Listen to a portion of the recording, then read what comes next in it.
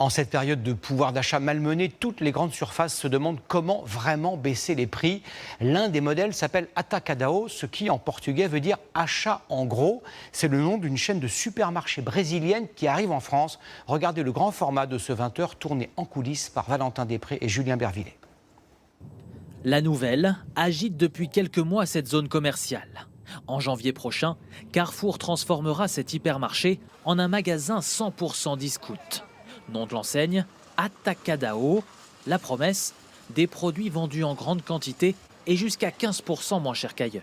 Moi, ça peut m'aider parce que actuellement c'est un peu dur à la fin du mois. Acheter en gros et partager entre familles, oui. Vu le prix l'inflation actuellement, je pense que c'est pas négligeable. Moi, ce sera à voir. C'est pas forcément meilleur parce que c'est discount.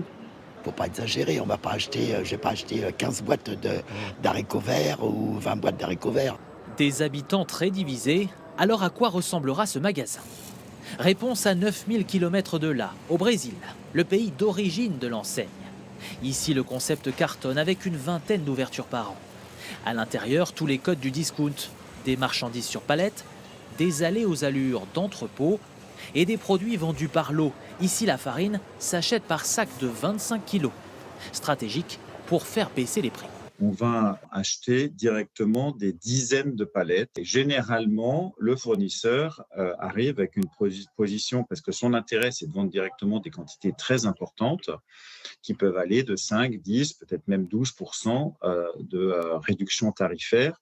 Problème, le choix est limité. 3 fois moins de références qu'une grande surface classique. Des produits de première nécessité et très peu de bio. Faut-il y voir un hypermarché au rabais? Non, nous assure l'équipe en charge du projet en France. Là, on a reçu les plans quasi définitifs. L'enseigne a d'ailleurs changé le logo. Voici le nouveau, car elle compte faire un effort sur la qualité des produits proposés. On s'adaptera à la clientèle française avec notre marque, avec des produits frais, avec des produits bio, ce qui ferait que l'assortiment sera beaucoup plus adapté et ce sera un magasin français, mais inspiré d'une méthode qu'on a expérimentée au Brésil. Chaque article sera vendu soit en petit format, soit en gros conditionnement. Exemple avec ces pâtes d'une grande marque, 1,99 € le kilo pour un simple paquet. Si vous en achetez 5 fois plus, cela ferait 1,69 € le kilo, soit 30 centimes d'économie. Les produits changeront régulièrement, car l'enseigne veut aussi récupérer des invendus et des fins de série. Vous pouvez avoir un fournisseur qui a 2 camions, par exemple, d'un produit de marque.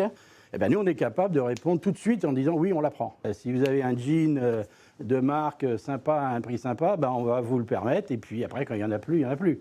Conséquence, plus de grands rayons textiles, jouets ou encore électroniques, souvent peu rentables.